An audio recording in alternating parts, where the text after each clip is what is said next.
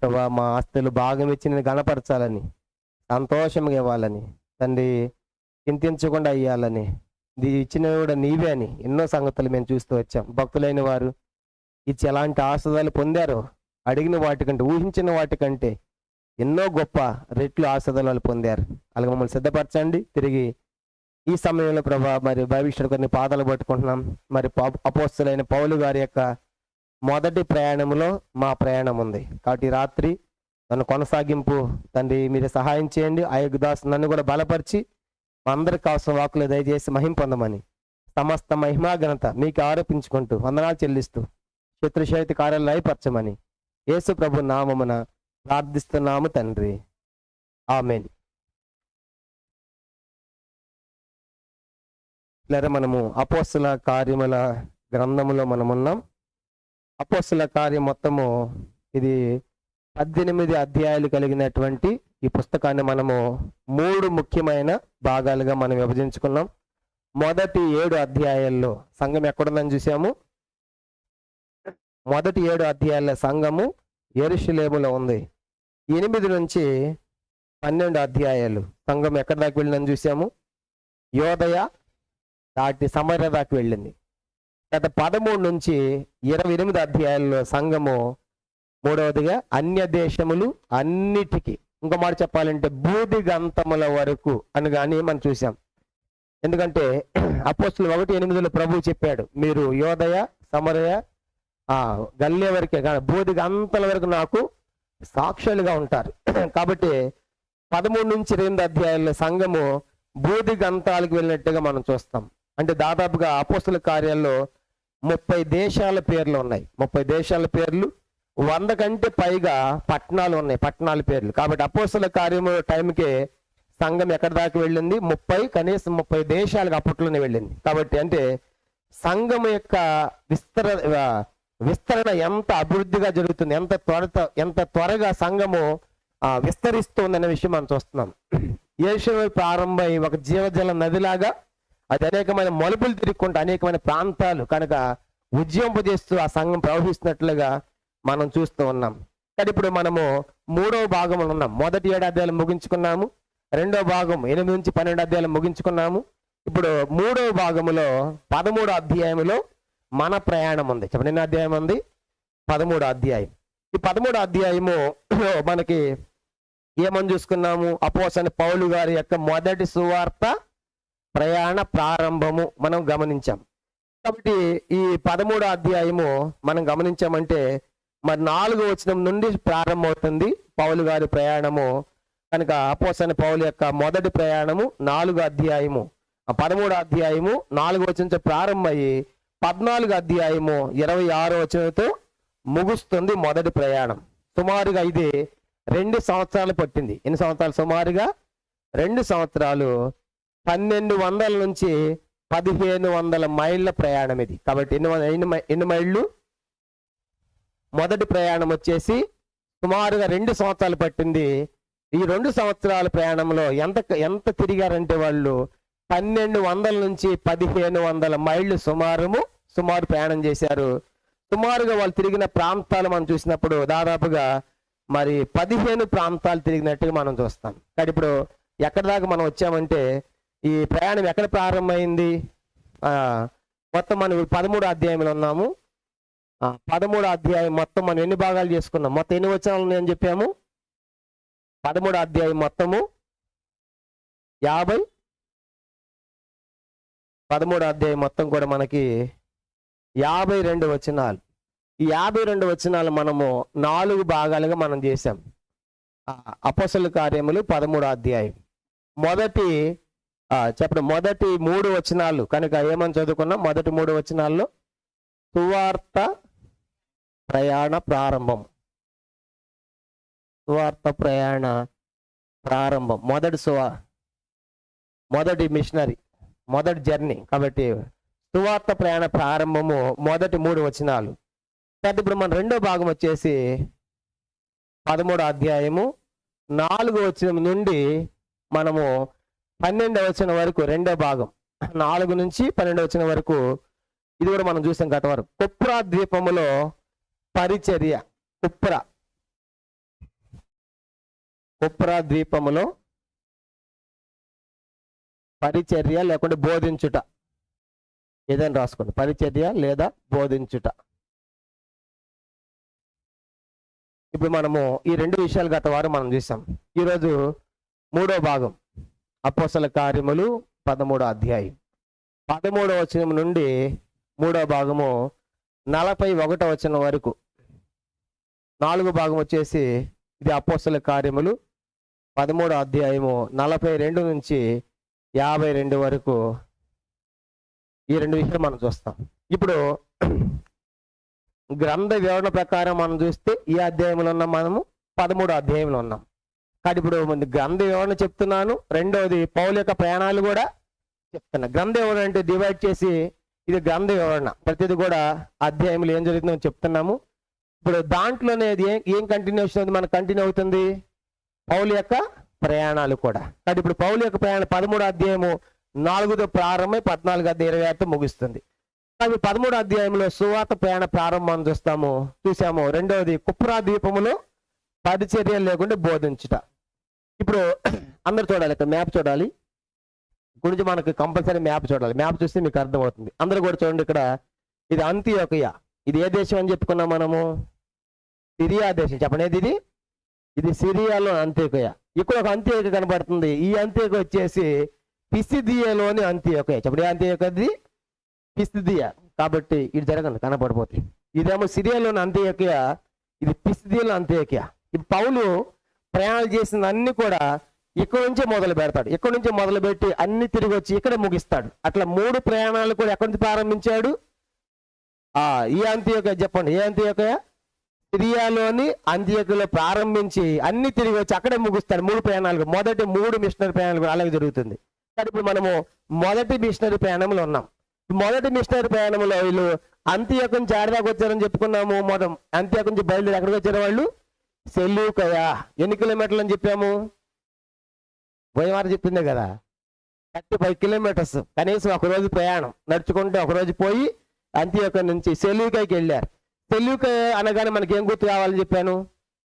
అది ఒక ఓడరేవు. చెప్పండి, పోర్ట్ అనమాట. ఏం చేయడం? ఒక ఓడరేవు. కనుక ఇప్పుడు అక్కడ నుంచి అంత్యోకియా నుంచి బయలుదేరి నడుచుకుంటా సెలూకయకి వచ్చి సెలూకయలో ఓడెక్కారు. కనుక ఓడెక్కారు. సెలూకయ అనగానే మీకు మైండ్లో ఏముండాలంటే చెప్పండి, ఏముండాలి? అక్కడ అది ఓడరేవని గుర్తుపెట్టుకోవాలి.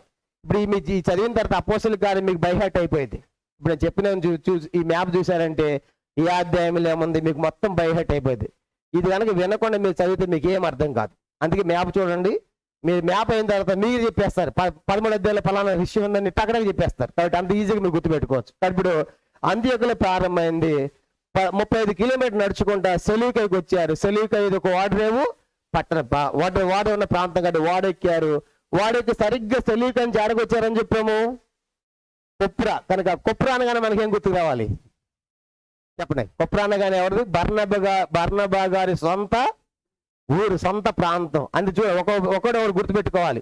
సెలూకయ అనగానే ఓడరేవు, అంతేగాని సిరియా దేశం అని గుర్తుపెట్టుకోవాలి. కానీ ఇప్పుడు కుప్రా అనగానే, కుప్రా చూడండి, ఇది ఒక ద్వీపం. ఈ కుప్రా ద్వీపం ఎక్కడుంది? మధ్యధర సముద్రములో ఒక ద్వీపం. చెప్పండి, ఎక్కడుంది? ఇది మధ్యధర. చూడండి, ఇది మధ్యధర సముద్రం. ఇదంతా మధ్యధర సముద్రం. ఈ మధ్య సముద్రములో ఒక పెద్ద ద్వీపం. దీని పేరేంటి? కుప్రా. ఈ కుప్రా అనగానే ఇది ఎవరి ప్రాంతం అని గుర్తుపెట్టుకోవాలి మనము? బర్నబా గారి సొంత ఊరని గుర్తుపెట్టుకోవాలి. కానీ ఇప్పుడు కుప్రాకి వచ్చారు. అంతే సెలూకయ వచ్చి వాడకి సరిగ్గా కుప్రాలో దిగారు. కుప్రాలు దిగిన తర్వాత కుప్రాలో కూడా కొన్ని ప్రాంతాలను నేను చెప్పాను. కుప్రాలు దిగిన తర్వాత నెక్స్ట్ ఎక్కడికి వెళ్ళారు వాళ్ళు? స్థలమీకి వెళ్ళారు. చెప్పండి, ఎక్కడికి వెళ్ళారు? స్థలమీ. స్థలమీ అనగా ఏం గుర్తుపెట్టుకోవాలి మనము? చెప్పండి, ఒక వాణిజ్య నగరం, మంచి వ్యాపారం జరిగే వాణిజ్య నగరం. ఇంకోటి కూడా చెప్పా, స్థలమీలు ఏం దొరికినాయి వాళ్ళకి? ఎక్కువ ఏం కనపడ్డాయి? అది మర్చిపోయారు. స్థలమీలో వాళ్ళకి ఎక్కువ ఏం కనపడ్డాయి? సమాజ మందిరాలు. చదువు అపోస్తల కార్యం 13వ అధ్యాయం. స్థలమీలో వాళ్ళకి చాలా సమాజ మందిరాలు కనపడ్డాయి. స్థలమీ అనగానే సమాజ మందిరములు ఎక్కువగా ఉందని గుర్తుపెట్టుకోవాలి. 13వ అధ్యాయము చూడండి, 5వ వచనం చదవండి.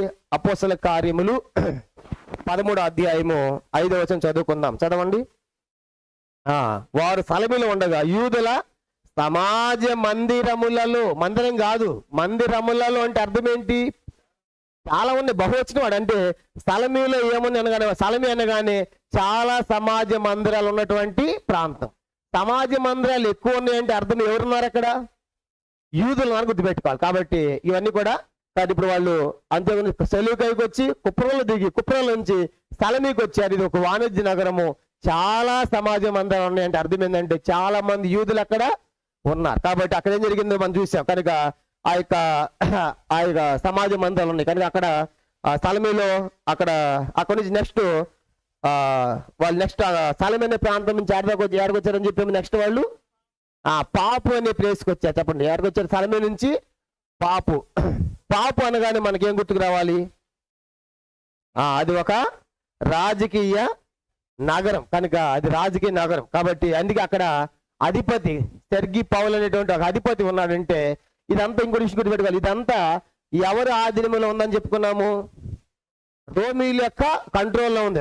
రోమీల యొక్క ఆధీనంలో ఉంది. కాబట్టి ఈ పాప అనే ప్లేస్ లో సెర్గి పౌల్ అనేటువంటి ఒక గవర్నర్, ఒక అధిపతి ఉన్నాడు. కానీ ఇప్పుడు మనం చెప్పాను వాణిజ్య నగరం అంటే మన ఈ స్థలమే మనకి బాంబే ఎట్లాగా వాణిజ్య నగరము, ఇది వాణిజ్య నగరం అలాగే స్థలమే. ఈ పాప అనేది మనకి ఢిల్లీ లాగా. కనుక మనకి ఢిల్లీ అంటే ఒక రాజకీయ నగరం. కానీ మంత్రులందరూ అక్కడే ఉంటారు. కనుక గల్లీ మొదలుకొని రాజకీయాలన్నీ ఢిల్లీలో మనం చూస్తాం. కనుక ప్రెస్ మీట్లు పెట్టి చెప్తా ఉంటారు. అది ఒక పొలిటికల్, కనుక రాజకీయ నగరంగా మనకి ఢిల్లీ ఉన్నట్లు ఇది పాపు అనేది ఒక రాజకీయ నగరం. అందుకే అక్కడ ఎవరున్నారు? అధిపతి ఉన్నాడు, సెర్గి పౌల్ అని చెప్పాం. కాబట్టి అక్కడ ఏం జరిగింది? పాపు అనగానే ఒక పాపి ఉన్నాడని చెప్పాను. చెప్పండి, ఎవరా పాపి? గారడీవాడు. కాబట్టి ఆ గారడీతో మాయలు చేస్తా ఉంటే, మంత్రాలకు చేస్తా ఉంటే అతన్ని ఎదిరించి కనుక అక్కడ ఉన్నటువంటి అధిపతికి వాళ్ళు సువార్త చెప్తా ఉంటే అడ్డుపడ్డాడు. అమ్మ మీరు సువార్త చెప్పారంటే మీతో తిరిగిపోతాడు, నా వ్యాపారం నా బిజినెస్ డౌన్ అయిపోతుంది. కాబట్టి అడ్డుపడుతూ వచ్చాడు. నీతికి విరోధి ఏం మాట్లాడుతుందని చెప్పి వాడిని గద్దించి నువ్వు గుడివాడు అవుతావని చెప్పేసి పౌలు అది చెప్పగానే మొట్టమొదటి సూచిక పౌలు చేసింది ఎవరి దగ్గర? ఈ గాడు వాని దగ్గర అని మనం గుర్తుపెట్టుకున్నాం. ఇక్కడ దాకా మన ప్రయాణం సాగింది. ఇప్పుడు ఎవరి ప్రయాణం? పౌలు ప్రయాణం. ఎక్కడ దాకా వచ్చాం మనము? పాపు దాకా వచ్చాం. చెప్పండి, ఎక్కడ ప్రారంభమయ్యి అంత్యోక ఎక్కడి నుంచి?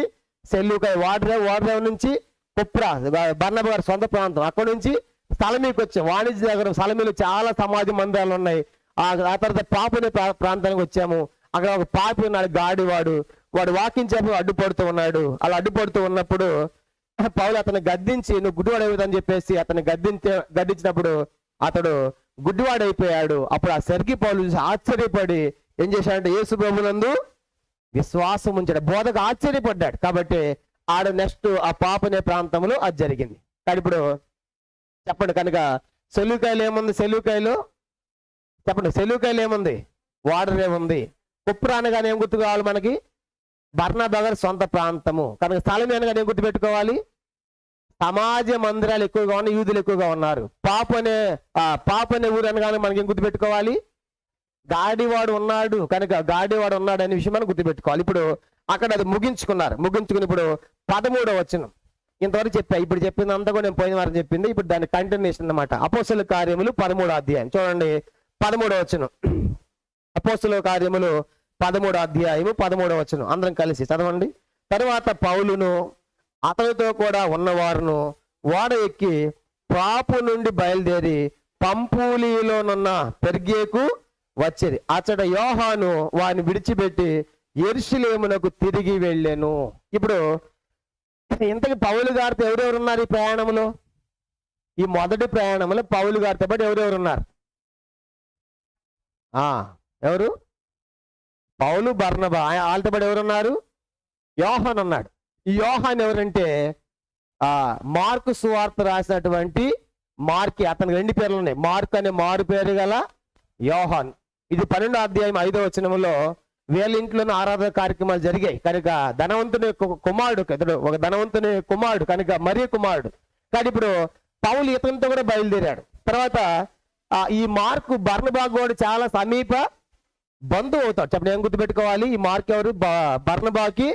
బర్నబాకి బంధువు, ధనవంతుని కుమారుడు, మరియ కుమారుడు. యెరూషలేము సొంత ఇల్లు ఇతనికి ఉందన్నమాట. కాబట్టి ఇప్పుడు పౌలు బర్నబాలు పోతా ఇతను కూడా తీసుకొని పోయారు మొదటి ప్రయాణంలో. కాబట్టి ఇతడు వాడ ఎక్కాడు, కుప్రాకు వచ్చాడు, సలమీకి వచ్చాడు, పాపనే ప్రాంతానికి వచ్చాడు.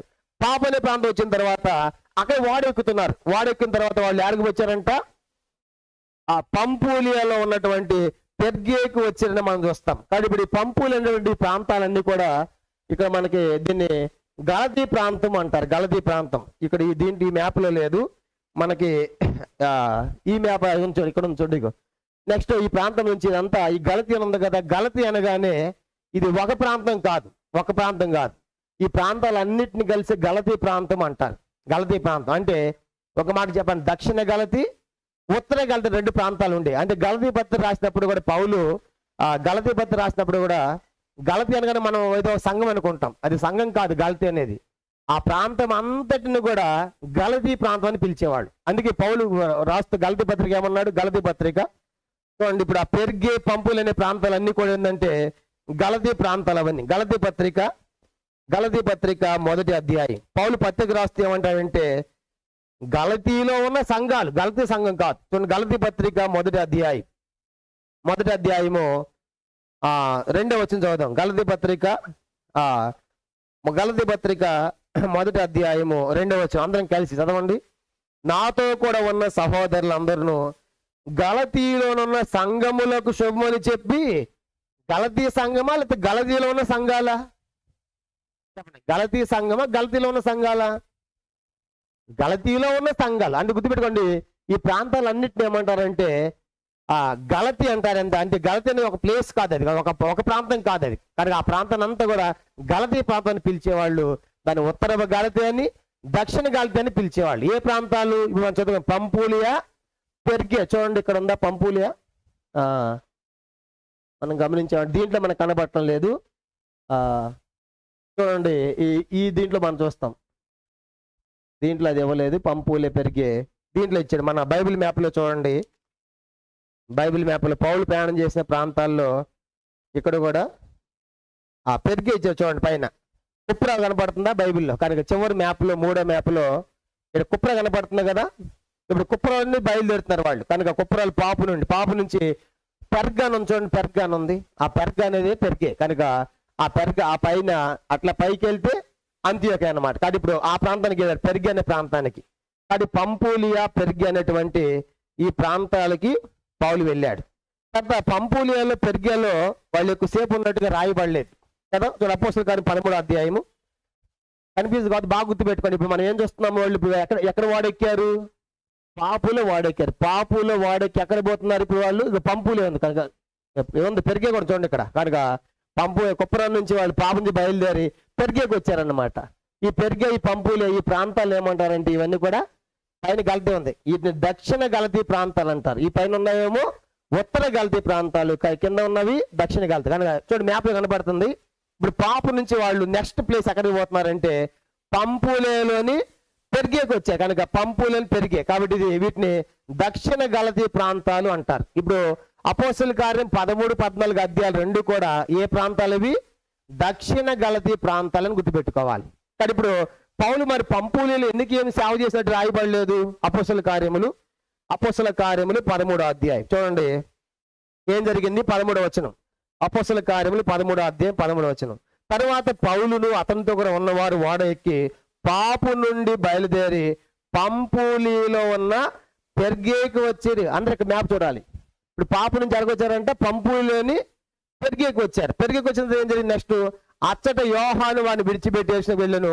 అప్పుడు వారు పెరిగే నుండి బయలుదేరి పిస్తేలు అంత్యోకి వెళ్ళారు. అంటే అక్కడ దిగారు, వెంటనే అక్కడ ఏమి సేవ చేసినట్టుగా రాయబడలేదు. ఎక్కడ? పంపులోని పెరిగేలో. ఎందుకు అక్కడ సేవ చేసినట్టు రాయబడలేదు అంటే చరిత్రకాల అభిప్రాయం ఏంటంటే, ఇప్పుడు గలతీ పత్రిక రాశాడు కదా. గలతీ పత్రిక ఎవరికి రాశాడని చెప్పుకున్నాము? గలతీ సంఘానికి కాదు. ఎవరికి? ఇప్పుడు ఇది గలతీ కదా, ఇది కింద ఉన్నవన్నీ ఇవన్నీ కూడా దక్షిణ గలతీ ప్రాంతాలు. కాబట్టి ఈ ప్రాంతాలన్నీ కలిపి రాసిన పత్రిక గలతీ పత్రిక. కాబట్టి ఇప్పుడు ఆ ప్రాంతాలు రాసినప్పుడు పౌలు ఏమని రాశాడంటే, దక్షిణ గలతీ ప్రాంతాలు ఎందుకు సేవ చేయలేదంటే పౌలు పండితుల అభిప్రాయము పౌలుకి అనారోగ్యం ఉందంట. పౌలుకి ఏమని చెప్పండి? బహుశా అది పత్రిక కూడా చెప్పారు. గలతీ పత్రిక 4వ అధ్యాయం. ఆ గలతీ ప్రాంతాలకు వచ్చినప్పుడు బహుశా పౌలుకి అనారోగ్యం వచ్చినట్టు గలతీ పత్రికలో చెప్తాడు.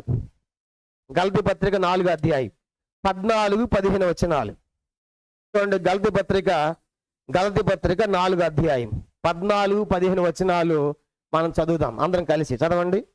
అప్పుడు మీరు నాకు అన్యాయం చేయలేదు. మొదటిసారి శరీర దౌర్బల్యము కలిగినను నేను సువార్త మీకు ప్రకటించాలని మీరు ఎరుగుదురు. అప్పుడు నా శరీరంలో మీకు శోధనగా ఉన్న దాన్ని బట్టి నన్ను మీరు తృణీకరింపలేదు, నిరాకరింపలేదు, కానీ దేవుని దూత వలన క్రీస్తు యేసులను అంగీకరించి తరి. 13 చెప్పాడు, మొదటిసారి శరీర దౌర్బల్యము కలిగినను. అంటే ఇప్పుడు బహుశా పౌలు వెంటనే ఈ సముద్ర ప్రయాణం చేశాడు కాబట్టి ఈ సముద్ర ప్రయాణం నుంచి పెరిగే పంపులోకి రాగానే పౌలుకి అనారోగ్యం వచ్చింది. కనుక అనారోగ్యం వచ్చి అంటాడు, నాకు శరీర దౌర్బల్యం, అనారోగ్యంతో ఉన్నానని పౌలు ఆ గలతీ పత్రికలో ఈ సంఘాలకు చెప్తా ఉన్న మాట మనం చూస్తాం. అంటే పౌలుకు అక్కడ రాగానే బహుశా సముద్ర ప్రయాణం ద్వారా ఏం కలిగింది? అనారోగ్యం. మనకు కూడా చూడండి, సముద్రం అంటాం కానీ అక్కడ నివసిస్తే అర్థమవుతుంది. కనుక ఆ బీచ్ ఒకటి ఉంది. కనుక విశాఖపట్నంలో కైలాసగిరి కింద ఒక ప్లేస్ ఉంది, అక్కడ మందిరం ఉండేది. కొన్నిసార్లు మేము అక్కడ పరిచయకి వెళ్ళేవాళ్ళం విశాఖపట్నంలో సేవ చేస్తున్నప్పుడు. అదిగల సాయంకాలం వెళ్తే అంత నీచు వాసన దాని దగ్గర. ఎందుకు? చేపలు పడతారు. రెండోది అలలు వచ్చేటువంటి వాటికి ఆ యొక్క స్మెల్కి అసలు మనం ఉండలేము సముద్రం దగ్గర. ఏదో సరదాగా అయితే కాసేపు వెళ్ళి రావచ్చు, కానీ ఆ నివసించాలంటే మనం వీక్ అయిపోతాం. ఆ నీచు వాసన సముద్రం దగ్గరలో అక్కడ స్మెల్, తర్వాత హ్యూమిడిటీ ఎక్కువగా ఉండి అంత జిడ్డుగా ఉండి అసలు ఉండలేము. కొత్తగా వెళ్ళే వాళ్ళు అనుకోని ఉక్కిరి బిక్కిరి అయిపోతూ ఉంటారు. విశాఖపట్నంలో నేను ఒక సంవత్సరం సేవ చేశాను. రోజు 3 సార్లు స్నానం చేసేవాడు, 3 పూట్ల. ఎందుకు? కనుక అంత చెమట. కనుక మన హైదరాబాద్ వాతావరణం ఎక్కడా దొరకదు. కనుక ఆ ప్రాంతంలో ఉండలేము. ఇప్పుడు పౌలు కూడా ఇది మొదటి ప్రయాణం కాబట్టి బహుశా ఈ సముద్ర ప్రయాణాల ద్వారా చేసేమైపోయింది, బహుశా అతనికి అనారోగ్యం వీక్ వచ్చింది. అందుకే పెర్గేలో పంపులు ఎక్కువ కాలం అయినా ఉన్నట్టుగా లేడు. అక్కడికి రాగానే అక్కడి నుంచి వెంటనే మరొక ప్రాంతానికి వెళ్తున్నారు, పిసిదియలోని అంతకు వెళ్తారు. అంటే అర్థమైందంటే పండితుల అభిప్రాయం ఏంటంటే ఆడికి వచ్చినప్పుడు ఆరోగ్యము సరిగా లేదు, అనారోగ్యం ఉంది కాబట్టి ఈ ప్రాంతం ఉండేది మంచిది కాదనుకున్నాడు. అక్కడ ఇంకో సంగతి కూడా జరిగింది. కనుక పంపులో పెరిగేలు ఏం జరిగిందంట? యోహాన్ ఏం చేశాడు? ఇప్పుడు యోహాన్ ఏం చేశాడు? పౌలుని బర్నబాని ఇద్దరిని విడిచిపెట్టి బాయ్ టాటా హాయ్ అని వెళ్ళిపోయాడు. వెనక్కి ఎక్కడికి వెళ్ళిపోయాడు? ఎరుసలేము వెళ్ళిపోయాడు. ఈ తిప్పలేంటి బాబు, ఏదో సేవ అంటే బాగుంది అనుకున్నాను, ఈ సముద్ర ప్రయాణం ఏంటి, హ్యూమిడిటీ జిడ్డు ఏంటి, అనారోగ్యాలు ఏంటి, నేను తట్టుకోలేను. ఎందుకంటే నా ఒక ధనవంతుని కుమారుడు సుఖభోగ్య పెరుగుంటాడు. కనుక సొంత ఇల్లు ఉందంటే ఆ యెరూషలేములో ఒక ధనవంతుని కుమారుడు కదా యోహాను. కానీ ఈ శ్రమలకి, సేవలో ఉన్న శ్రమలకి తట్టుకోలేక బహుశా ఏమైపోయాడు ఆయనకి, ఇక్కడ దాకా ఇంకా చాలా ప్రయాణాలు ఉన్నాయి కాబట్టి నేను ఉండలేని చెప్పేసి నెమ్మదిగా జారుకున్నాడు. కానీ ఈ మార్కు మొదటిసారి సరిగా లేడు, కానీ రెండోసారి మాత్రం మళ్ళీ ప్రయాణం పౌలుతో పోతాడు. 3వ ప్రయాణాలు చెప్తాను. చాలా గొప్ప పరిచయం చేస్తాడు. పెద్ద బోధ చేయడు, కానీ సేవకులకి ఎంత గొప్ప పరిచయం చేస్తాడు. కనుక పోయిన వరకు కూడా చెప్పా. కాబట్టి ఈ మొదటిసారిలో అప్పుడప్పుడే బలపడుతున్నాడు ఈ యొక్క మార్క్. కనుక అందుకే ఆ శ్రమలు చూసి, బహుశా పౌలుకి అనారోగ్యం చూసి, ఈ శ్రమలు చూసి ఈ సేవ నేను చేయాలని చెప్పేసి వెంటనే పౌల్ని బర్నబాని ఇచ్చిపెట్టి ఏం చేశాడంట, వెనకంటే ఇక్కడ నుంచే. కనుక పాపులు ఈ పెరిగేకి రాగానే ఈ ప్రాంతం నుంచి మళ్ళీ వెనక్కి తిరిగి ఆ కుప్రకు వచ్చి ఇలా సెలువుకై ఉన్న అంత్యోక మళ్ళా యెరూషలేము చేరుకున్నాడు మార్కు. ఇప్పుడు ఎంతమంది మిగిలారు? 2, పౌలు, బర్నబాలే. కానీ ఇప్పుడు ఏం జరిగిందంటే ఆ పంపులో ఉన్నారు, అక్కడ ఆరోగ్యం బాగలేదని పౌలు రాశాడు కదా. రాసిన తర్వాత ఆరోగ్యం బాగలేదు కాబట్టి ఆ పంపులు ఎక్కువ సేవ చేయకుండా వెంటనే ఏ ప్రాంతానికి వెళ్ళారంటే వాళ్ళు చూడండి, వెంటనే 13వ అధ్యాయము 13 కూడా. తర్వాత పౌలును అతనితో కూడా ఉన్నవారు ఓడ ఎక్కి పాపు నుండి బయలుదేరి పంపుల పెరిగేకి వచ్చి అతడు యోహాను వారిని విడిచిపెట్టి యెరూషలేమునకు తిరిగి వెళ్ళిరి. అప్పుడు వారు పెర్గే నుండి బయలుదేరి పిసిదియలో ఉన్న అంతియోకుకు వచ్చి, అందరికి మ్యాప్ చూడండి. ఇప్పుడు వాళ్ళు ఈ పాపు నుంచి బయలుదేరి సరిగ్గా ఈ పంపులే ఈ ప్రాంతానికి వచ్చారు. పెరిగే ప్రాంతానికి రాగానే పౌలుకి ఏమైంది? అక్కడ బహుశా అనారోగ్యము వచ్చి ఉండాలి. అందుకే గలతీ పత్రిక చెప్పాడు కదా, నా శరీర దౌర్బల్యం కలిగిందని. ఈ గలతీ పత్రిక ఈ దక్షిణ గలతీ సంఘాలకి రాశాడు ఆ పత్రిక. అప్పుడు రాసినప్పుడు చెప్పారు కాబట్టి ఇక్కడ బహుశా పౌలు యొక్క అనారోగ్యం కావచ్చు, ఆ శ్రమలు కావచ్చు చూసి నేను ఉండలేనని చెప్పేసి వెనక ఏమైపోయాడు? వెళ్ళిపోయాడు యోహాన్. ఇప్పుడు పౌలు బర్నబాలు మిగిలారు. వాళ్ళు ఏం చేశారంటే ఈ పంపులియాలో నుండి చూడండి ఎక్కడికి వచ్చారంట, అంతియోకయ. ఇది అంత్యోక అని చెప్పాము, పిసిదియాలోని. ఇక్కడ నుంచి పిసిదియా ఎంటర్ అయిపోయారు. ఇది ఒక దేశం, పిసిదియా అనే దేశం. ఈ దేశంలో అంత్యోకయ ప్రాంతాన్ని చేరుకున్నారు. కానీ ఇప్పుడు వాళ్ళ ప్రయాణము చూడండి ఎన్ని మలుపులు తిరుగుతుందో. కనుక సిరియాలోని అంత్యోకయ, సెలూకయ, కుప్రా సలమి నుంచి పాపు నుంచి పెర్గే లేకుంటే పంపులు, ఎక్కడి నుంచి పిసిదియాలోని అంత్యోకయకు వాళ్ళు ఎంటర్ అయ్యారు. కానీ ఇప్పుడు సేవ అంటే కూడా ఏదో మంచి తెల్ల బట్టలు వేసుకుని మంచి భోజనం పెడతారని చేసే సేవ కాదు. కనుక సేవలో ఉన్న కష్టాలు చేస్తే అర్థమవుతుంది. కనుక వెళ్తే అర్థమవుతుంది. ఒకసారి ఆండ్రూస్ అంకుల్ చెప్పాడు కనుక సేవకుల మీటింగ్లో, ఆ సేవని ప్రతి ఒక్కరు బ్యాగ్ వేసుకొస్తాడు, మేము కూడా చేస్తామని. ఒక ఆయన ఉన్నట్టు, అన్న మీ పని భలే ఉండదన్న, సేవ చేయటం అంటే మంచి తెల్ల బట్టలు వేసుకుంటారు, మైక్ ఇస్తారు, కనుక మంచి గిఫ్ట్ ఇస్తారు అని చెప్పేసి అన్న అంటే ఒక ఆయన. సరే సేవని చూపిస్తారా అని చెప్పేసి ఒకరోజు ఆ అన్న ఆయన తీసుకుని పోయాడు సేవకి. ఆండ్రూస్ అంకుల్ ఒక ఆయన ఫోన్ చేశాడంట, అంకుల్ ఇట్లా మా భార్య భర్తల మధ్య పంచాయతీ ఉంది, మీరు రావాలంటే పొద్దున పూట వెళ్ళాయంట. పొద్దున్న 9 గంటలు మొదలు పెడితే అది అయ్యేటప్పటికి 3 అయిందంట. ఎన్ని గంటలు అయిపోయింది? 3 గంటలు ఆ పంచాయతీ తెగేటప్పటికి. అప్పుడు బిర్యానీ పెడితే ఏం తింటాము? ఈ పోయిన షుగర్ ఉందంట, వేలబడిపోతున్నాడు. కనుక 3 గంటలు మరి తిని మంచి బిర్యానీ కదా సేవ అంటే, తినంటే అమ్మ తిన్నా అంట. నెక్స్ట్ రెండో పంచాయతీ, ఇది ఇలాంటి పంచాయతీ ఇంకో ప్లేస్కి వెళ్ళేటప్పటికి ఆడికి వెళ్తారు. రాత్రి 12 అయిందంట. మధ్యరాత్రి ఎంత అయింది?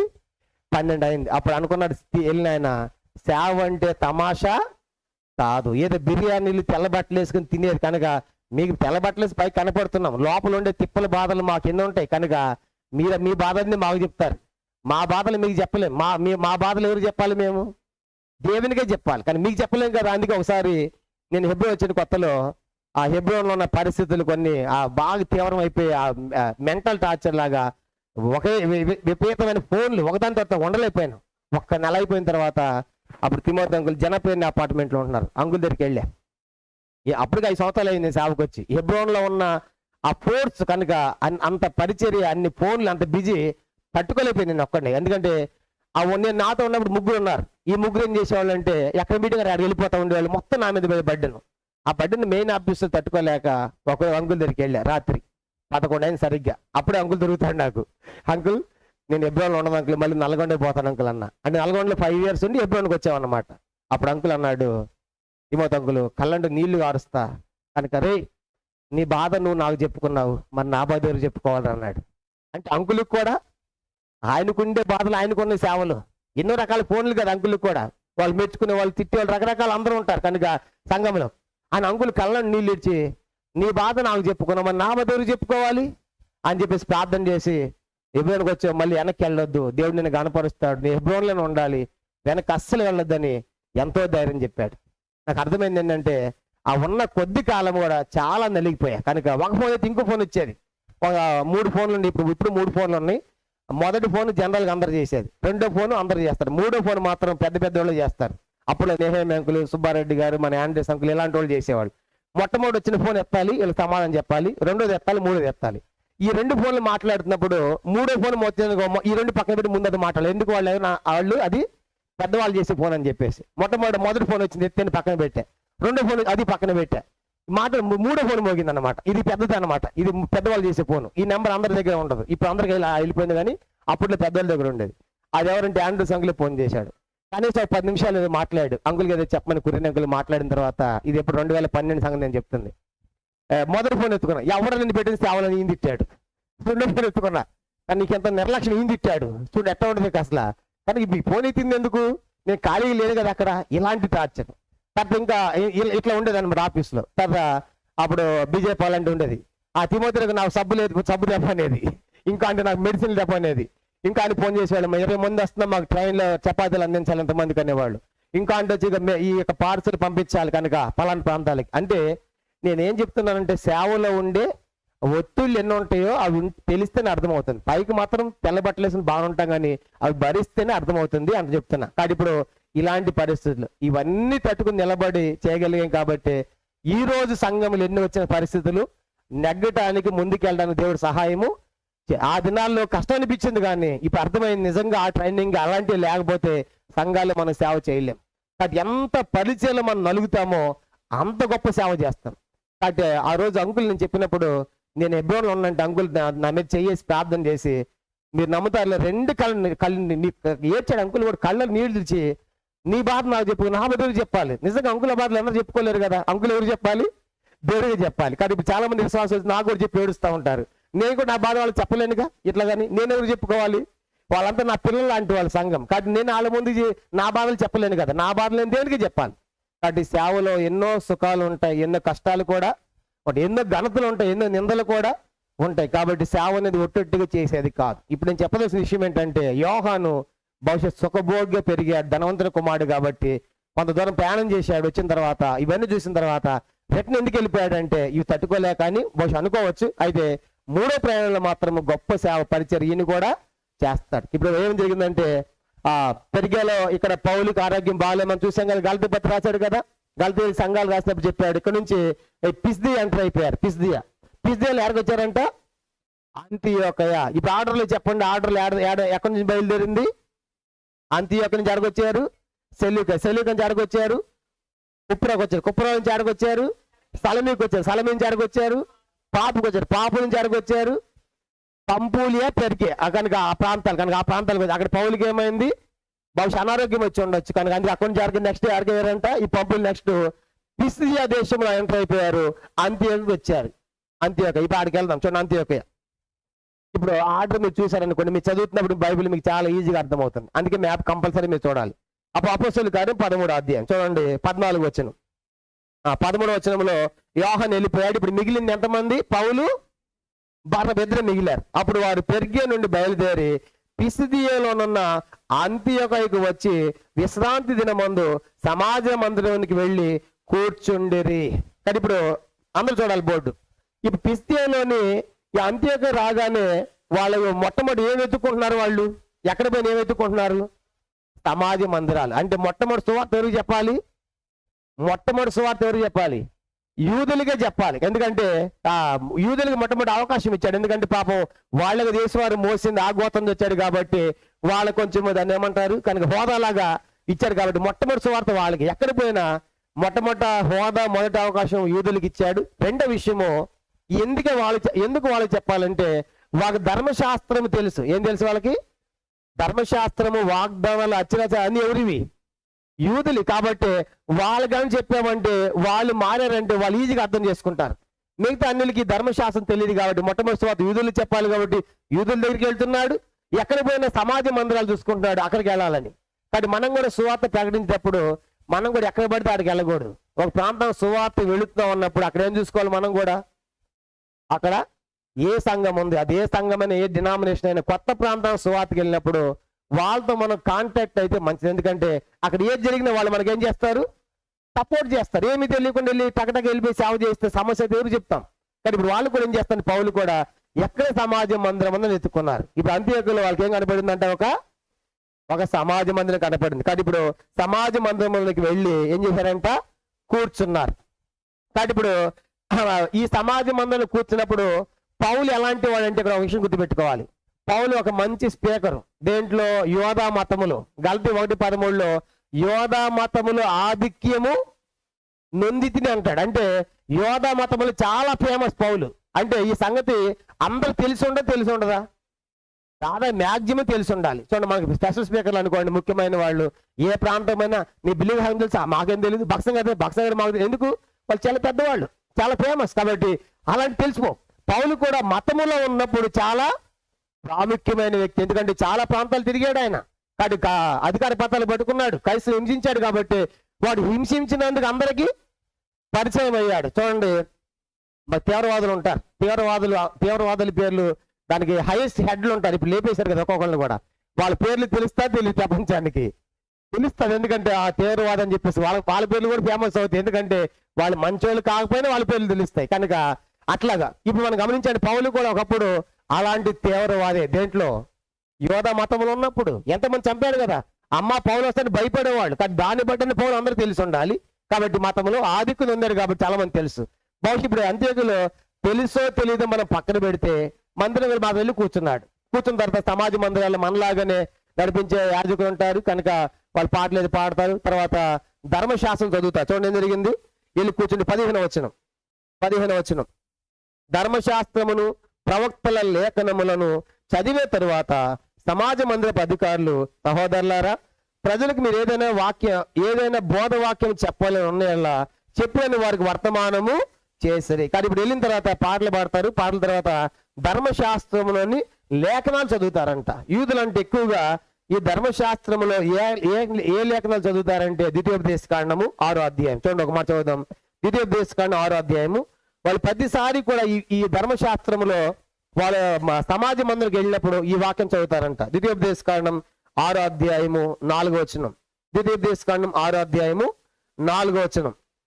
ఇశ్రాయేలు వినుము, మన దేవుని యెహోవా అద్వితీయుడు యెహోవా, నీ పూర్ణ హృదయముతోను, నీ పూర్ణాత్మతోను, నీ పూర్ణ శక్తితోను నీ దేవుడు యెహోవాను ప్రేమింపవలెను అని ఈ 4-9 వచనాలు తప్పనిసరిగా ప్రతిసారి చదువుతారంట యూదుల సమాధి మందిరాల్లో. కనుక 4-9 వచనాలు. తర్వాత 11వ అధ్యాయం, ఇదే ద్వితీయోపదేశకాండం 11వ అధ్యాయము 13-21 వచనాలు కూడా రాసుకోండి. 13-21 వచనాలు. 13వ వచనం, ద్వితీయోపదేశకాండం 11-13.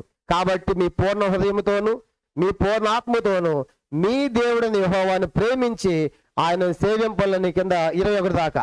ఇప్పుడు ఈ 2 భాగాలంట యూదులు ప్రతి సమాజ మందిరములు చదువుతారు, ప్రతిసారి ఇవే చదువుతారు. ఏవేవి? ద్వితీయోపదేశకాండం 6వ అధ్యాయం 4-9 వచనాలు, 11వ అధ్యాయము 13-21 వచనాలు చదువుతారు. ఈ చదివిన తర్వాత ప్రార్థన చేస్తారు, ఇంకా ముగిచ్చేస్తారు. ఎవరైనా దాని గురించి ప్రవక్తల లేఖనాలు చెప్పమంటే వచ్చిన వాళ్ళు ఎవరైనా చెప్తారు, కాసేపు ఇంకా ప్రార్థనతో ముగిచ్చేస్తారు. మనలాగే సేమ్ యూదులు కూడా. కనుక ప్రార్థన పాటలు తర్వాత ఈ చదివి ఈ రెండు భాగాలు చదివి తర్వాత ప్రవక్తల ప్రవక్తల గ్రంథాలను చూడని చెప్పాలనుకుంటే ఎవరైనా చెప్పొచ్చు, నిలబడి చెప్తారు.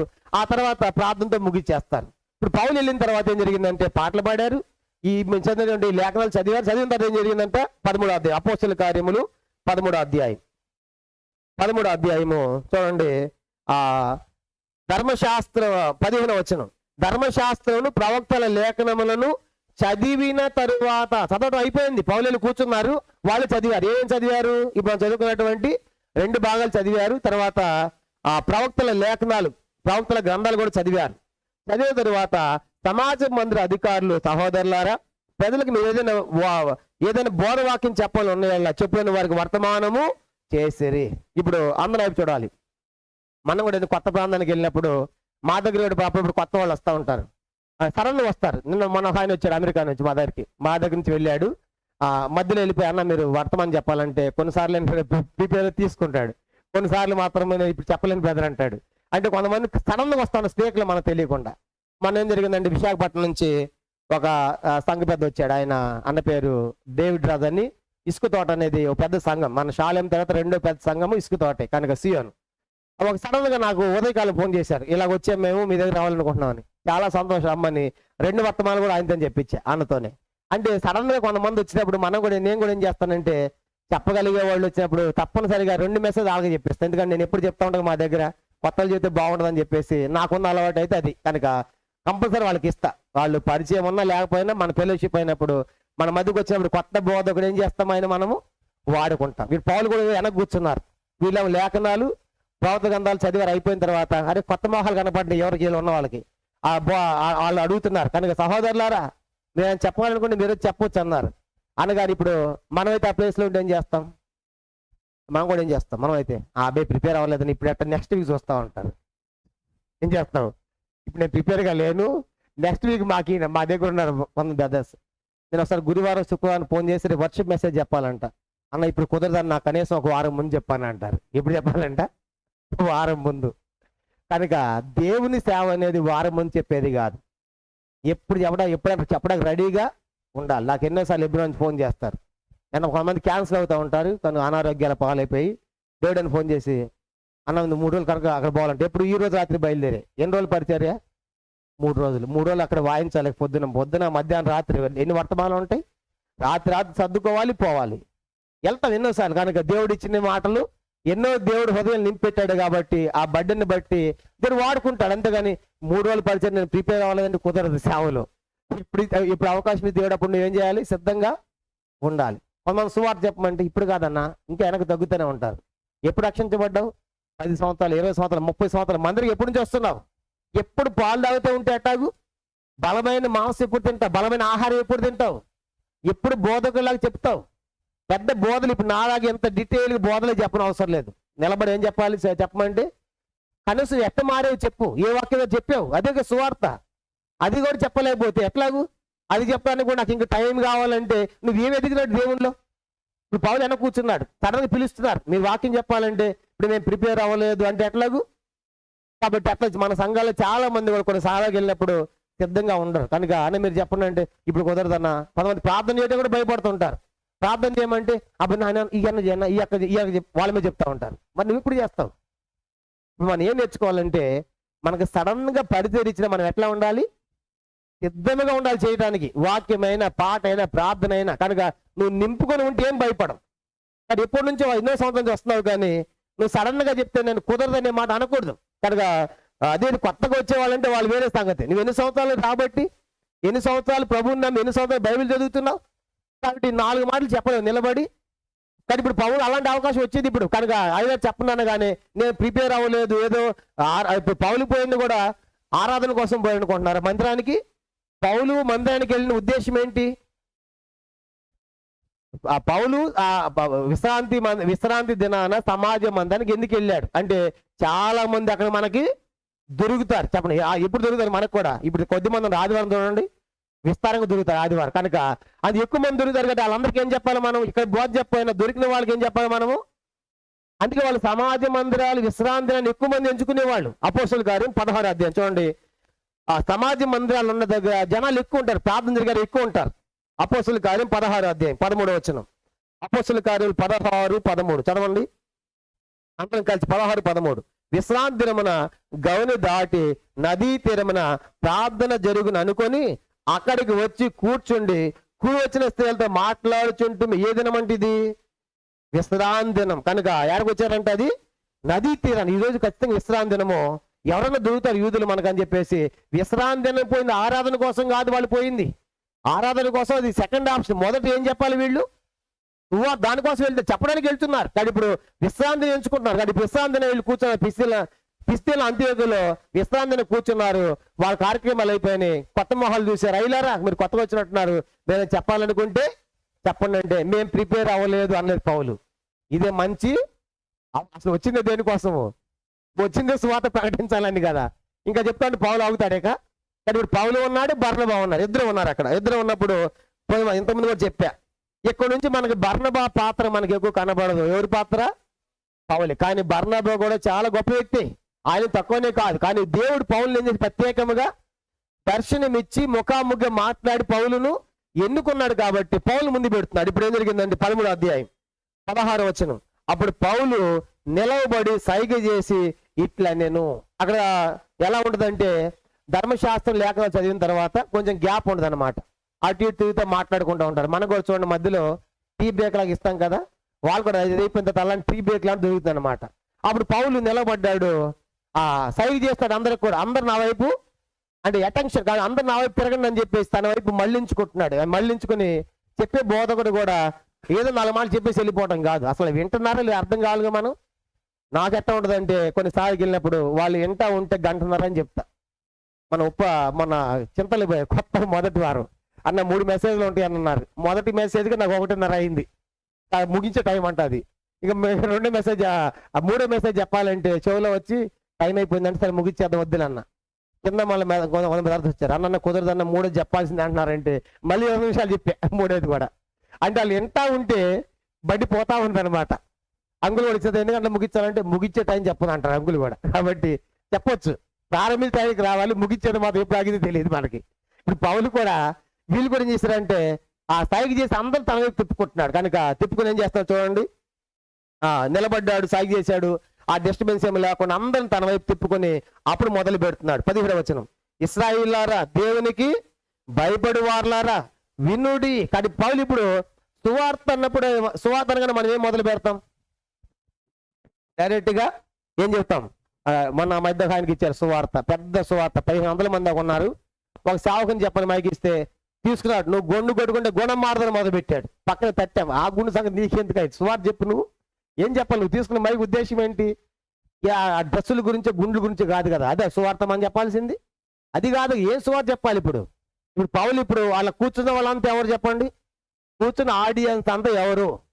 యూదులు. యూదులకి ఏం తెలుసు? ధర్మశాస్త్రం తెలుసు. కానీ ఇప్పుడు ఇక్కడ ఏం ఎత్తుకోవాలి పౌలు?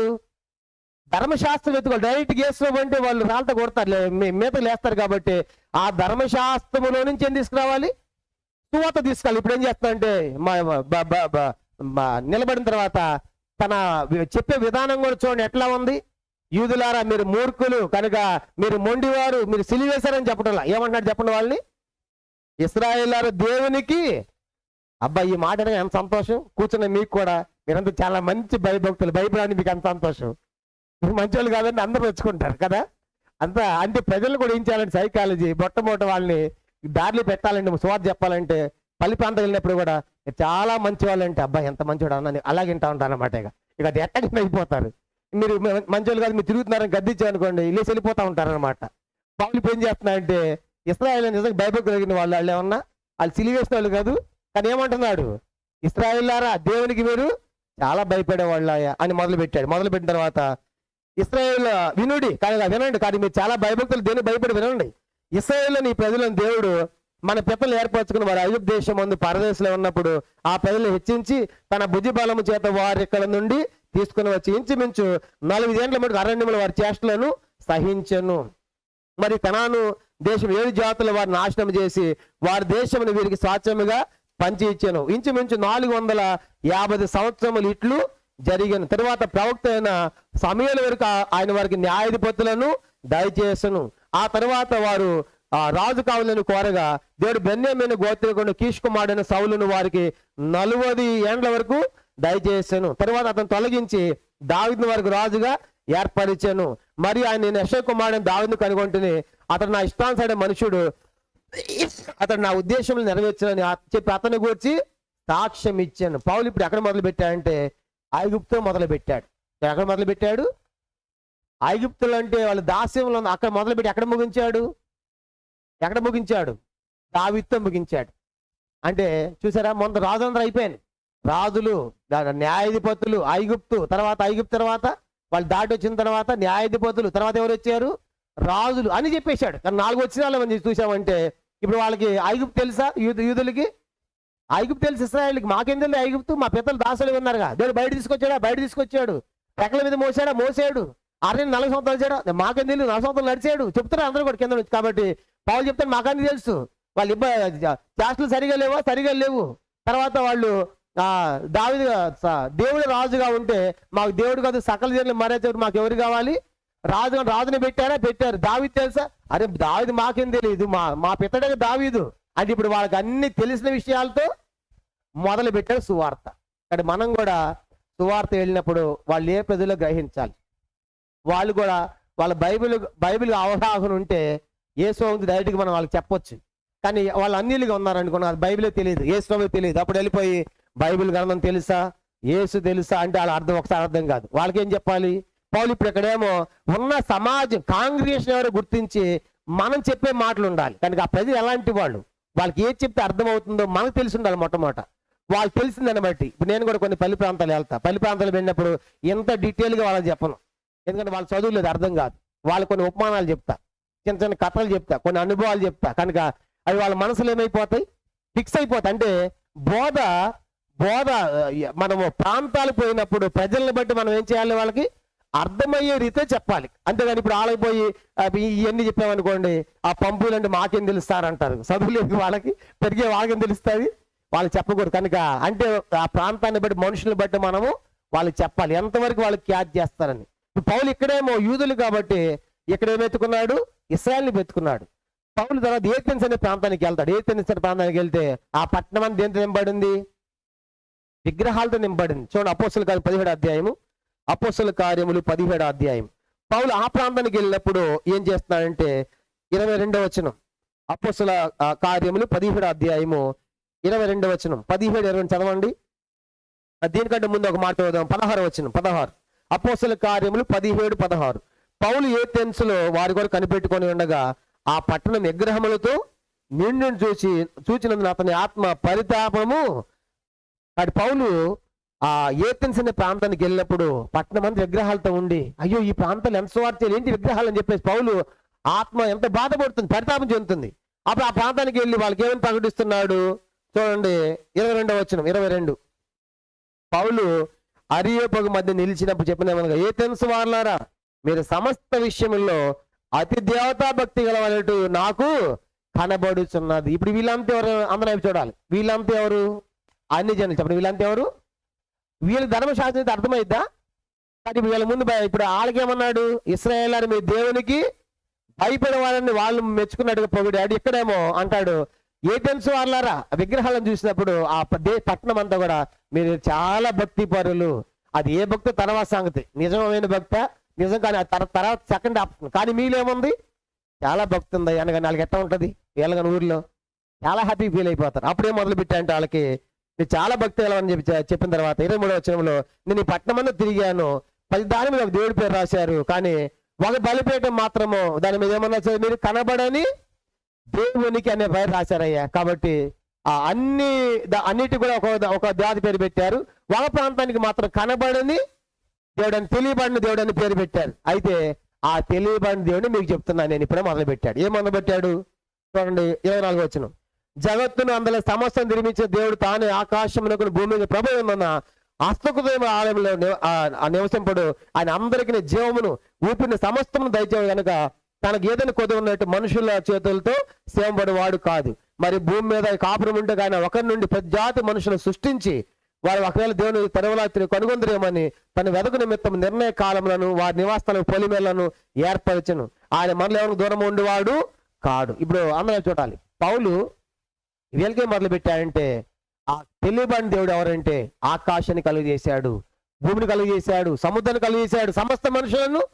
అంటే ఇప్పుడు అన్నిలకి ఎట్ట స్వార్థ ప్రకటిస్తున్నాడు చెప్పండి, సృష్టితో చెప్తున్నాడు. అంటే మనం కూడా ఏం చేయాలంటే ఆ ప్రజలు అలాంటి వాళ్ళకి గ్రహించి అలా చెప్పాలి. కానీ ఇప్పుడు పౌలు ఇప్పుడు ఇక్కడేమో అన్యులకేమో సువార్త సృష్టిని ఉపయోగించి చెబుతున్నాడు, యూదులకేమో చెప్పండి వాళ్ళ యొక్క ధర్మశాస్త్రాన్ని కోట్ చేస్తూ ఎక్కడ వచ్చాడు, ఇప్పుడు ఎక్కడ తీసుకొచ్చాడు వాళ్ళని, దావీదు దాకా. ఇప్పుడు అదంతా వింటారా వినరా, అదంతా వాళ్ళ ధర్మశాస్త్రం ఉందా లేదా, ఉంది. కానీ వాళ్ళు దావీదు మోషే అందరూ తెలుసు కాబట్టి అక్కడ దాకా తీసుకొచ్చి అక్కడ దాకా బాగానే విన్నారు. నెక్స్ట్ ఏం జరిగింది, అపోస్తల కార్యములు 13వ అధ్యాయం చూడండి. ఇప్పుడు దావీదు నా ఇష్టానుసారి మనిషి అని చెప్పి దేవుడు అతను సాక్ష్యం చేయని చెప్పి 23వ వచనం అందరూ చదువుతారు. 23 అతని సంతానమును దేవుడు తన వాగ్దానము చొప్పున ఇశ్రాయేలు కొరకు రక్షకుడకు యేసును పుట్టించెను. ఇప్పుడు మొదలు పెడుతున్నాడు. కనుక ఈ యొక్క సువార్త అంతా దేని మీద బేస్ అయి ఉంది, ధర్మశాస్త్రములో నుంచే. ధర్మశాస్త్రము లేఖనాల ద్వారా యేసు వచ్చాడు. ధర్మశాస్త్రము లేకుండా ప్రవచనాలు లేకుండా యేసు రాలేదు. కాబట్టి మనకు కొత్త నిబంధన ఎంత, పాత నిబంధన కూడా అంతే ప్రాముఖ్యమైనది. కాబట్టి ఇప్పుడు కొత్త నిబంధన, పాత నిబంధన లేకుండా కొత్త నిబంధన లేదు. కానీ ఇప్పుడు ఆ ధర్మశాస్త్రం రాయబడిన లేఖనాలే కదా, ఆ లేఖనాల పైన యేసు వచ్చాడు కదా. కాబట్టి ఇప్పుడు ఈ చెప్పే దావీదు చెప్పిన తర్వాత అతని సంతానం, ఏ సంతానము, దావీదు సంతానము, అతని సంతానం దేవుడు తన వాగ్దానం చొప్పున ఇశ్రాయేలు రక్షకుడు యేసును పుట్టించాడు. 24 ఆయన రాకముందు యోహాను ఇశ్రాయేలు ప్రజలందరికీ మారు మనసు విషయం బాప్తిసం ప్రకటించను. యోహాను తన పని నెరవేర్చుండగా నేను ఎవరిని మీరు తలంచున్నారు, నేను ఆయనను కాను, ఇదిగో నా వెనక ఒకడు వచ్చున్నాడు, ఆయన కాలు చెప్పులు ఇప్పుడుగా నేను పాత్రను కానని చెప్పాను. తర్వాత 26 సహోదరులారా, అబ్రహాము వంశస్థులారా, దేవునికి భయపడినవారా, ఈ రక్షణ వాక్యము మన యొద్దకు పంపబడి ఉన్నది. తర్వాత యెరూషలేములో కాపురముండు వారును వారి అధికారులను ఆయనను ప్రతి విశ్రాంతి దినమును చదవబడుతున్న ప్రవక్తల వచనములైన గ్రహింపక ఆయనకు శిక్ష విధించేత ఆ వచనములను నెరవేర్చిరి. ఏ వచనాలు అది చెప్పాడు. ఇప్పుడు ఆ దావీదు సంతానం యేసును పుట్టించాడు దేవుడు. ఆ యేసు మన ఎద్దుకు వచ్చాడు. మన ఎద్దుకు వస్తే యోహాను కూడా బాప్తిసం విషయం మారు మనసును ప్రకటించాడు.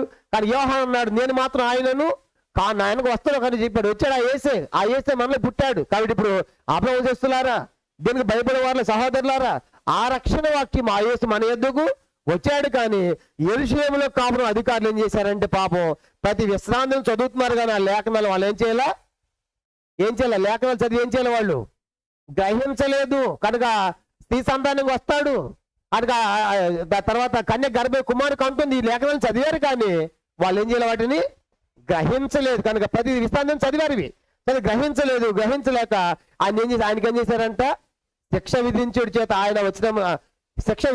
చేత ఆ వచనములను నెరవేర్చి ఆయన ఎందు మరణముకు తగినది ఏది కనబడకపోయినాను ఆయనను చంపవల్లని పిలాతును వేడుకొన్నారు. తర్వాత వారు ఆయన గూర్చి రాయబడినవన్నీ నెరవేర్చిన తర్వాత ఆయన మాను మీద దింపి సమాధిలో పెట్టింది. అయితే దేవుడు మృతుల్లో ఆయనను లేపిన ఆయన గల్య నుండి యెరూషలేము తనతో కూడా వచ్చి వారికి అనేక దినములు కనబడును. వారిప్పుడు ప్రజలు ఎదుట ఆయనకు సాక్షులై ఉన్నారు. దేవుడు యేసును లేపి పితరులు చేసిన వాగ్దానమును మన పిల్లలకు నెరవేర్చున్నాడు. మేము మీకు సువార్త ప్రకటించున్నాము, అలాగే నీవు నా కుమారుడవు, నేను నిన్ను కంటిని అని 2వ కీర్తన యందు రాయబడి ఉన్నది. మరియు ఇక కుళ్ళు పట్టకుండా ఆయన మృతుల నుండి లేపుటను బట్టి దావీదునకు అనుగ్రహించిన పవిత్రమైన వరములను మీకు అనుగ్రహించినవి నమ్మకలేనని చెప్పాను. కాబట్టి 7వ కీర్తన యందు నీ పరిశుద్ధుని కుళ్ళు పట్టనివని చెప్పుతున్నాడు. దావీదు దేవుని సంకల్పం చొప్పున తన వారికి సేవ చేసి నిద్రించి తన పితరులకు చేర్చబడి కుళ్ళిపోయిన కానీ దేవుడు లేపిన వాడు కుళ్ళు పట్టలేదు. యేసే. కాబట్టి ఆ దేవుడు లేపిన వాడు యేసే, కుళ్ళు పట్టలేదు. కాబట్టి సహోదరులారా, ఈయన ద్వారానే పాప క్షమాపణ ప్రచురమగుచున్నది. మీరు మోషే ధర్మశాస్త్రం వలన ఏ విషయంలో నీతిమంతులుగా తీర్చబడలేకపోతారో ఆ విషయంలో అన్నిటిలో విశ్వసించి ప్రతివాడును ఈయన వలనే నీతిమంతుడుగా తీర్చబడినది మీకు తెలియనుగాక. ప్రవక్తల గంధమని చెప్పండి, అది మీ మీదకి రాకుండా చూచుకొనుడి. అదేమనగా ఇదిగో తిరస్కరించి వాళ్ళని ఆశ్చర్యపడుడి, నశించుడి. మీ దినముల్లో నేను ఒక కార్యము చేసేదను, ఆ కార్యము ఒకరు మీకు వివరించిన మీ ఎంత మాత్రమును నమ్మరు అనేను. దీంతో ముగించాడు. ఇప్పుడు అందరూ ఆపి చూడాలి. ఐగుప్తు మొదలుపెట్టి దావీదుతో ముగించిన తర్వాత దావీదు సంతానం ఎవరు వచ్చారు? యేసనే రక్షకుడు వచ్చాడు, దేవుడు పంపించాడు. కానీ ఆయన వస్తాయని ధర్మశాస్త్రములో రాయబడి ప్రతి విశ్రాంతి దినం చదివారు, కానీ అధికారులు యాజకులు ఏం చేయాలి? వాటిని గ్రహించలేకపోయారు. గ్రహించలేక ఆయన ఏం చేశారు? ఆయన ఎక్కించారు, సిలువేశారు, చంపారు, దించారు, సమాధిలో పెట్టారు. 3వ దినం దేవుడు ఆయన ఏం చేశాడు? లేపాడు. కనుక కుళ్ళు పట్టలేదు. ఆయన లేచిన తర్వాత 40 దినాలు కనబడ్డాడు. ఎంతమందికి సజీవ సాక్షులుగా ఉన్నారు. కాబట్టి ఇప్పుడు ఆయన ద్వారా మీకే మనందరికీ ఏం కలుగుతుందంటే పాప క్షమాపణ అని చెప్పేసి చక్కని సువార్త తీసుకొచ్చారండి. ఇప్పుడు బోధకులు మారొచ్చు కానీ సువార్త మారదు. ఇదే సువార్త ఎవరు చెప్పారు? 2వ అధ్యాయంలో ఎవరు చెప్పారు? ఇదే సువార్త పేతురు చెప్పాడు కదా. పేతురు ఇదే మాట చెప్తాడు. మారడం ఆయన బంధించుండ్రా ఉందా? అసాధ్యము. కాబట్టి ఆయన కుళ్ళు పట్టలేదు, ఆయన లేచాడు. కనుక మీరు ఆయన ఏడాది చంపారు, జీవాద్రూపని చంపారు అని ఎన్నిసార్లు పేతురు చెప్తాడు? పేతురు చెప్పినా పౌలు చెప్పిన సువార్త ఒకటే. బోధకులు మారచ్చు కానీ సువార్త బోధ మాత్రము మారదు. కానీ ఒకటే సువార్త. కానీ ఇప్పుడు ఎంత చక్కగంటే చెప్పారు, యేసు వచ్చాడు కానీ మీరు అంగీకరించలేదు. కానీ ఏమని రాయబడింది? 2వ కీర్తనలో నీవు నా కుమారుడు నేను నిన్ను, అది 2వ కీర్తన కూడా కోట్ చేశాడు పౌలు. 2వ కీర్తన అది ఉందా? ఉంది. మీరు చదవండి. 2వ కీర్తనలో నీవు నా కుమారుడు నేను నిన్ను అని అది కోట్ చేసి అది చెప్పిన తర్వాత ఆ యేసు సమాధులు కుళ్ళిపోలేదు, ఆయన సరే కుళ్ళి పట్టలేదు. 16వ కీర్తన మనం చూస్తాం. కానీ నువ్వు పరిశుద్ధుని కుళ్ళు పట్టను, ఆయన లేచాడు. లేచమే కాదు 40 వేలు కనపడ్డాడు, అనేకులు కనపడ్డాడు. ఆయన ద్వారా మనకేం జరుగుతుంది? పాపక్షమణ. కానీ ఇప్పుడు మీరు ఏం చేయట్లేదంటే దేవుడు చెప్పాడు 41వ వచనం, ఇద్దరు ముగిద్దాం. ఇదిగో తిరస్కరించి వాళ్ళని ఆశ్చర్యపడి నశించుడి. మీ దినములు నేను ఒక కార్యమును చేసేదను, ఆ కార్యము ఒకడు మీకు వివరించిన మీరు ఎంత మాత్రము నమ్మరు. కాబట్టి ఈ ప్రవచనం ఎక్కడ ఉంది? మీ దినములో కార్యం చేసేది. హబక్కు గ్రంథము, హబక్కు చూడండి. హబక్కు గ్రంథము 1వ అధ్యాయం 5వ వచనం. హబక్కు గ్రంథం 1వ అధ్యాయము 5వ వచనం. అది జరిగిన మీరు నమ్మరనే మాట అక్కడ మనం చూస్తాం. ఇదే ప్రవచనం. హబక్కు గ్రంథం 1వ అధ్యాయము 5వ వచనం. హబక్కు 1:5 చదవండి. పేజ్ నంబర్ 770, పాత నిబంధనలో పేజ్ నంబర్ 770. హబక్కు గ్రంథము 1వ అధ్యాయము 5వ వచనం చదవండి. అన్ని జనుల్లో జరిగినది చూడుడి, ఆలోచించుడి, కేవలం విషయం నందుడి. మీ దినముల్లో నేను ఒక కార్యము జరిగింతును, అలాగూ జరుగునని ఒకడు మీకు తెలిపినను మీరు అతన్ని నమ్మకయుందురు. కానీ ఇప్పుడు నేను మీకు చెప్తున్న ఈ కార్యం, కానీ మీరు ఏం చేయట్లేదు, నమ్మట్లేదు, నశిస్తారు, దేవుని తిరస్కరిస్తా అని చెప్పి ముగించాడండి. ఇప్పుడు ఇదంతా ఎక్కడ జరుగుతుంది? ఏ ప్లేస్ లో? పిసిదియాలోని అంతియోకయ సమాజ మందిరంలో ఇప్పుడు ఈ బోధ చేశాడు. పెద్ద ప్రసంగం పౌలు. ఐగుప్తు నుంచి దావీదు దాకా, దావీదులోంచి యేసు పుట్టడము, వాళ్ళు తిరస్కరించడము, సిలివేయటం, సమాజం తిరిగి లేవటము, ఆయన పాపక్షేమ, ఇవన్నీ కూడా చెప్పొచ్చి మీరు చెప్పిన మీరు ఏం చేయరు, నమ్మరని ముగించాడు. ముగించే చూడండి. ముగించిన తర్వాత ఏం జరుగుతుందంట? 42వ వచనం. వారు సమాజం మందును వెళ్ళుచుండగా ఈ మాటలను మరుసటి విశ్రాంతి తమతో చెప్పాలని జనులు వేడుక సడన్ గా ఈ చెప్పి ముగించిన తర్వాత అందరూ ఆయన వెంటబడ్డారు. పౌలు అయ్యగారు మళ్ళీ వచ్చేవారు, మాకు చెప్పాలి, కొత్తగా ఉంది, ఇప్పుడు దాకా నువ్వు చదివేం కానీ నువ్వు చెప్పింది చాలా కొత్తగా ఉంది, ఆ ఏసి ఏంటి, చంపటం ఏంటి, లేవటం ఏంటి, మళ్ళా వచ్చేవారు ఏం చేయాలి, మాకు మళ్ళీ చెప్పాలి. మనం కూడా మంచిగా ప్రసంగం చేసాను కదా స్థలానికి పోయి ఏమంటారు వాళ్ళు, చెప్పండి, కొత్త ప్రాంతానికి పోయి మంచి ప్రసంగం చేసావు, మళ్ళీ వాళ్ళు ఏం చేస్తారు, మళ్ళీ మీరు రావాలన్నా మళ్ళీ పిలుస్తారు, 3 రోజుల మీటింగ్ అంటారు. నువ్వు చెప్పే బోధ సరిగా లేదనుకోండి ఏం చేస్తారు, ఎప్పుడైనా ఫోన్ చేస్తారు, ఏమని ఇలాంటి మళ్ళీ అసలు పంపకండి అంటారు. అంటే మనం చెప్పేది ఎట్లా ఉండాలి, మళ్ళీ వచ్చేటట్టుగా చెప్పండి, మళ్ళీ పిలిపించినట్టుగా మనం కూడా ప్రిపేర్ అయ్యి సిద్ధపడిపోయి చెప్పాలి. ఏదో ఒకటి చెప్పి రావడం కాదు, ఆడిపోయిన తర్వాత చాలా మంది అట్లా ఉంటారు. కనుక ఎక్కడైనా పోతా ఏం చెప్పావు, కొంతమంది బాగా మాట్లాడతారు తీయగా చక్కగా, అంటే వాళ్ళకి వాక్చాతుర్యం ఉంటుంది కానీ సబ్జెక్ట్ ఉండదు. తీయటి మాటలు చెప్తే ఉన్న వాళ్ళు తృప్తిగా ఉండదు, మాటలు తీయగా ఉంది, దాంట్లో పస ఉండాలిగా, ప్రసంగంలో ఏముండాలి, ప్రసంగంలో పస లేకపోయినా వాళ్ళు ఒప్పుకోరు. చెప్పే ప్రసంగం కూడా వాళ్ళ దృష్టికి ఇనసొంపుగా లేకుండా మంచి సబ్జెక్టే ఉంది కానీ తిట్టినట్టుగా పొడిసట్టుగా చెప్పారు అనుకోండి, దాన్ని కూడా వాళ్ళు యాక్సెప్ట్ చేయరు. కాబట్టి మన బోధ ఎట్లా ఉండాలంటే మన ప్రసంగం కూడా వినే వాళ్ళకి వినసొంపుగా ఉండాలి, దాంట్లో ఏముండాలి, సబ్జెక్ట్ ఉండాలి, హెచ్చరికలు కూడా ఉండాలి. ఇప్పుడు పౌలు ప్రసంగం చేసిన తర్వాత మళ్ళీ ఏమంటున్నారు వాళ్ళు, పౌలు ఏమంటారు, మళ్ళీ అయ్యగారు మళ్ళీ వచ్చేవారు కంపల్సరీ మీరు రావాలి ఇక్కడికి, మా దగ్గరికి వచ్చేవారు ఏం జరుగుతుంది, వచ్చేవారు మనం చూద్దాం. కానీ ఇప్పుడు ఎంతతో ముగిచ్చేస్తున్నాము. కానీ ఇప్పుడు దీంట్లో మనం నేర్చుకునే విషయం ఏంటంటే, పౌలు ఇప్పుడు పిసిదియా దేశంలోని అంత్యోక సమాజ మందిరంలో అవకాశం దొరికింది, మంచి పెద్ద ప్రసంగమే చేశాడు.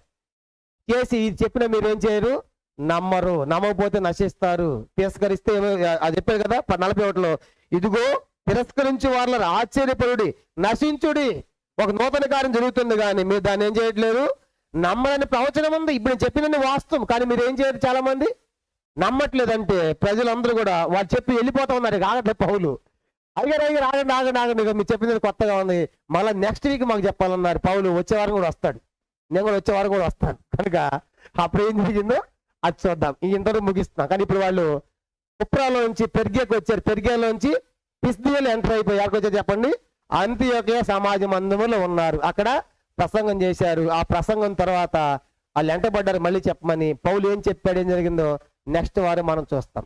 ఇది ఇంతవరకు మనం గుర్తుపెట్టుకున్నాం. ప్రార్థన చేస్తాం. ప్రార్థన అందరూ మోకరించండి.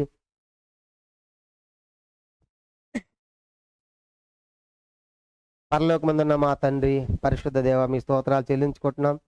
మరి దినాల్లో అపోస్తలుల యొక్క పౌలు యొక్క మరి మొదటి సువార్త మిషనరీ ప్రయాణంలో అంటే వాళ్ళు సిరియాలో అంత్యోక్యలో ప్రారంభమై సెలూకైకు ఓడ ఎక్కి అక్కడి నుంచి కుప్ర అనే దీపానికి వచ్చి కుప్రలో మరి సలమి అనేటువంటి సమాజ మందిరాల్లో బోధించి వాణిజ్య నగరంలో పాప అనేటువంటి రాజకీయ నగరానికి వచ్చి అక్కడ కూడా దేవుని యొక్క వాక్యాన్ని ప్రకటించారు. అంటే అక్కడ సెర్గే పౌలు నమ్మాడు. సలమీలో తండ్రి మరి గాడివాడు కూడా ఉన్నట్టు మేము చూసాం పాపులో కూడా. కాబట్టి పాపులో గాడివాడిని ఎదిరించి సువార్త ప్రకటించారు. అక్కడ కూడా ఆ వ్యక్తి ప్రభుని నమ్మాడు. సర్గి పౌలు ఆశ్చర్యపడ్డాడు ఆయన బోధకు. అక్కడ సరిగ్గా ప్రయాణం చేసి మరి పంపులను పెరిగేకి వచ్చారు. అక్కడ పౌలుకు అనారోగ్యం ఉన్నట్లుగా మేము చూస్తున్నాం. అందుకే వెంటనే అక్కడి నుంచి వాళ్ళు పిసిదియా దేశానికి ఎంటర్ అయ్యారు. దాంట్లో అంత్యోక అనేటువంటి స్థలంలో సమాజ మందిరానికి వెళ్ళారు. మంచి అవకాశం దొరికింది వాళ్ళకి సువార్త చెప్పడానికి. అందుకే సువార్త కూడా ధర్మశాస్త్రం యూదులు తెలుసు కాబట్టి అక్కడితో మొదలుపెట్టి ఆ ధర్మశాస్త్రములోంచి క్రీస్తు వచ్చాడంతే అండి చక్కని సువార్త చెప్పారు. దాన్ని సువార్త ముగించాడు. మీరు నమ్మరని వెళ్ళిపోతున్నప్పుడు వాళ్ళు వెంటబడ్డారు. వాటి మేము కూడా సువార్త ఎలా చేయాలనే సంగతులు మేము చూస్తూ వచ్చాము ఈ యొక్క వాక్యములు.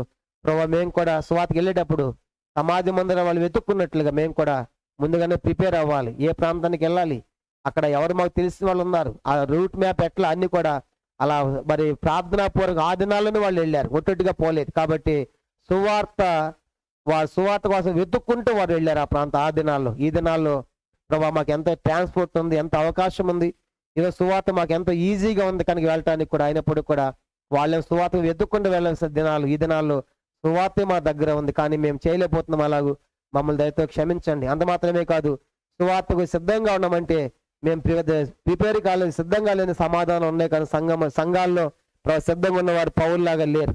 అనేకులను సిద్ధపరచండి ఎప్పుడంటే మేము సువార్త అంటే సువార్త, పరిచయం చేయడానికి కూడా శ్రద్ధగా ఉన్నట్లుగా సహాయం చేయండి. అలాగా అంత మాత్రమే కాదు, సువార్తడు ఎలా చెప్పాలో కూడా పౌలు ద్వారా మాకు నేర్పించాడు. మరి అక్కడ ప్రజలు యూదులు ఉన్నప్పుడు ధర్మశాస్త్రం ద్వారా స్వార్థ తీసుకొచ్చాడు.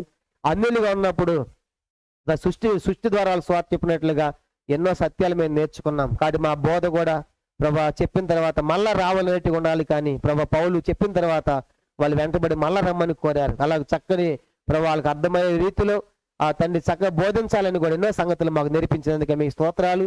వచ్చిన ప్రతి ఒక్కరి మీద దీవించండి, ఆశీర్వదించమని, భవిష్యత్ సేవ కూడా సిద్ధపరచమని వందనాలు చెల్లిస్తూ మీకు అప్పగించుకుంటూ యేసుక్రీస్తు నామమున ప్రార్థించి వేడుకొనుచున్నాము తండ్రి, ఆమేన్. మన తండ్రి అయిన దేవుని ప్రేమయు, కుమారుడు యేసుక్రీస్తు వారి కృపయు, పరిశుద్ధాత్మక అన్యోన్య సహవాసము చిరచిన మనకును తను ప్రేమించు వారికి సకల పరిశుద్ధులకును ఇప్పుడు ఎల్లప్పుడూ సదాకాలము తోడై ఉండును గాక.